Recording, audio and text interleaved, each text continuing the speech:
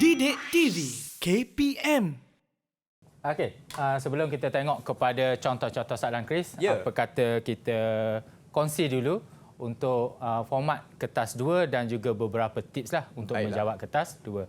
Okey, murid-murid di rumah, kalau kita tengok di sini, murid-murid semua sudah tahu di mana format bagi kertas 2, iaitu dia ada 3 bahagian, iaitu bahagian A untuk soalan struktur di mana ada 8 soalan yang perlu dijawab kesemuanya yang membawa 60 markah.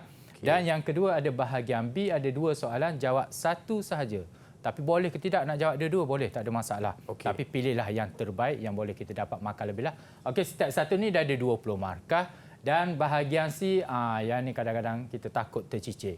Bahagian C ni wajib dijawab 20 markah. Okey, kadang-kadang kita jawab 2 bahagian B ni 2 soalan semua. Tapi kita tercicir bahagian C, maka hilang 20 markah. Okey, yang tu cukup kena hati-hatilah. So, markah semuanya adalah 100 markah dan 2 jam 30 minit masa untuk menjawab. Apa konstruk dia? Di mana sama seperti kertas 1 sebelum ni, kita tengok konstruk dia, beberapa konstruk. Kertas 1 dia ada 4 saja, tetapi kertas 2 dia ada 6. Okey, bermula daripada yang paling rendah, mengingat, memahami, mengaplikasi, menganalisis, dan 2 konstruk yang lebih tinggilah, iaitu menilai dan mencipta.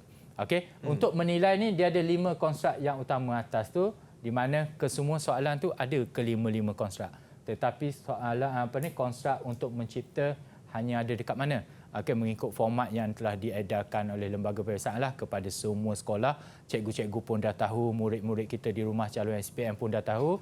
Untuk silibus terkini KSSM mencipta hanya ada pada soalan bahagian B sahaja. So ada 2, so dia boleh pilihlah yang mana dia rasa penciptaan dia tu lebih bermutu tinggi, orang panggil, lebih maju dan tu. Tapi jangan ingat, mencipta ni adakah kita perlu cipta barang yang perlu gah? Tidak. Kita tengok kepada soalan-soalan dia nanti. Kadang-kadang kita tengok benda tu mudah saja menciptanya. Sebab kita perlu cipta benda yang baru ataupun penambahbaikan pun kita panggil penciptaan lah. Okey, Chris, kita tengok dulu tips untuk bahagian A.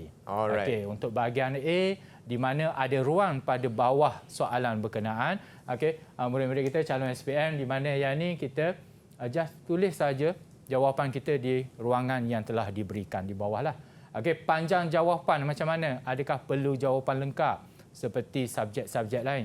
Okey, sama ada calon kita boleh buat 1 huruf ataupun angka.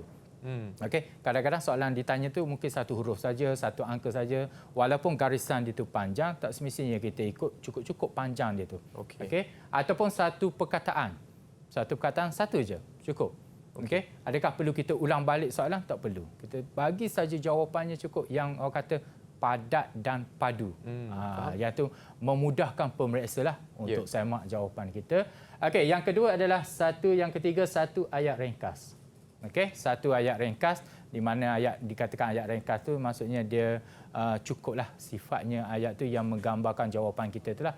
Ataupun 2 ayat ringkas. 2 ni bila ditanya dia suruh terangkan apa jawapan berkenaan. Contoh kita panggil sebab dan musababnya. So ada 2 gabungan ayat.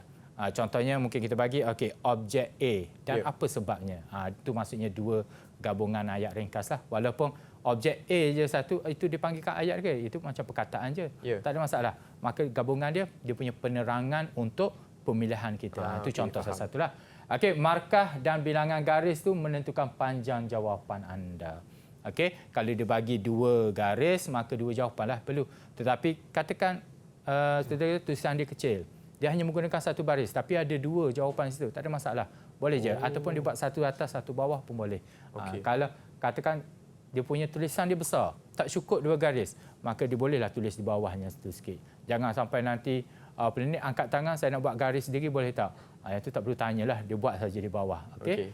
Tidak perlu ayat lengkap. Di sinilah. Okey, tapi kalau buat pun tak ada masalah, dia bukan jadi satu kesalahan lah kalau ayat lengkap. Maksud tidak perlu ayat lengkap, yang ni sebab kita bagi tips saja memudahkan calon-calon kita lah menjawab. Okey, gunakan masa 1 jam setengah. Okey, ni masa maksudnya supaya kita tidak kehilangan banyak markah kepada soalan bahagian B dan juga bahagian C. So kita cuba setkan 1 jam setengah untuk bahagian A. Tapi kalau kurang tak ada masalah sebab nanti kita nak semak semula. jawapan yang kita berilah. Sama ada kemungkinan bila kita semak semula tu kita nampak kat mana kesilapan yang diberilah. Okey, jawapan berdasarkan kata tugas dan soalan. Yang ni kena hati-hati. Kadang-kadang tanya lain, jawabnya lain. Dah lari daripada topiknya. Okey, dan semak jawapan kita semulalah. Okey. Seterusnya kita tengok tips untuk bahagian B dan juga bahagian C ni gabunganlah. Sebab bahagian B dengan C dua-dua tu adalah esei. Okey, di mana jawab pada helaian tambahan yang dibekalkan. Okey, sebab dia tidak ada ruangan bawah dia, maka kita jawab pada helaian lain. Hanya jawab satu soalan pada bahagian B dan wajib menjawab pada bahagian C. Tetapi kalau jawab dua-dua bahagian ni pun tak ada masalah yang saya kata tadi. Sistem tu akan pilih yang tertinggilah. Okey, baca semua soalan dan pilih soalan yang ada banyak fakta dan juga ada banyak pecahan. Kenapa di sini? Banyak fakta dan juga banyak pecahan. Bila banyak pecahan, markahnya tak terlalu besar. Maka kita tidak akan kehilangan markah banyaklah.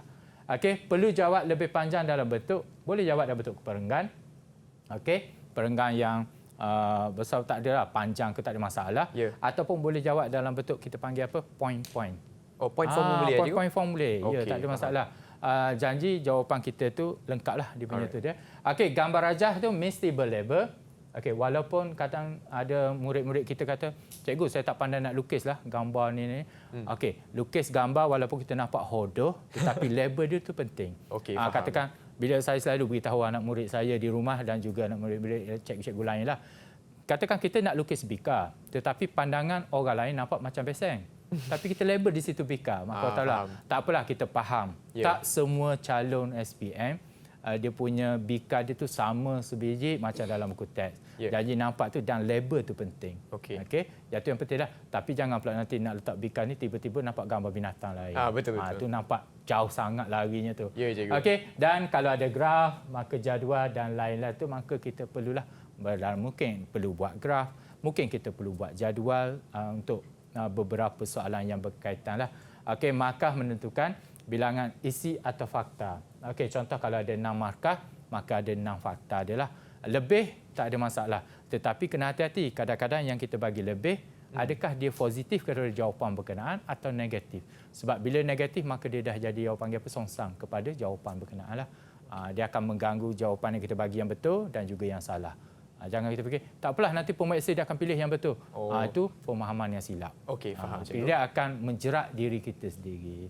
Okey, soalan yang ada rajah, jawapan perlu rujuk kepada rajah yang diberi dan fahami tugasan soalan. So bagaimana kita nak tahu kita nak dapat cemerlang macam mana, kita nak konsentrate diri kita cemerlang ke, lulus ke, maka untuk dapat cemerlang kita mesti lebih daripada 65 sebab markah penuhnya adalah 100. Okey. Saya tak kata 65 ni akan dapat A. Cuma untuk jadi orang yang cemerlang, kita boleh fokus kepada 65 ke atas insya-Allah. Okey, faham. Tapi untuk lulus lebih kurang markah banyak ni lah.